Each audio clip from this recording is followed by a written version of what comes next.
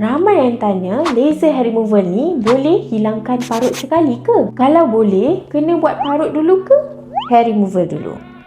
Soalan ni memang ramai yang keliru. Laser hair removal ni memang fokus untuk akar bulu dan bukan untuk parut. Tapi kalau bulu dah kurang, kulit tak rasa kasar dan naik iritasi, kulit akan nampak lebih sekata dan parut lama pun akan jadi pudar.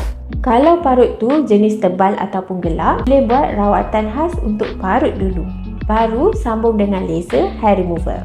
Kena ikut nasihat terapis. Dekat Umi Wax, setiap pelanggan akan dinilai dulu supaya rawatan yang dibuat betul-betul sesuai dengan keadaan kulit masing-masing. Kami bukan sahaja fokus pada hasil, tapi juga pada keselamatan dan keselesaan sepanjang sesi. Kalau anda nak tahu rawatan mana yang paling sesuai untuk parut dan masalah kulit anda, boleh terus datang ke Umi Wax untuk dapatkan sesi consultation secara percuma.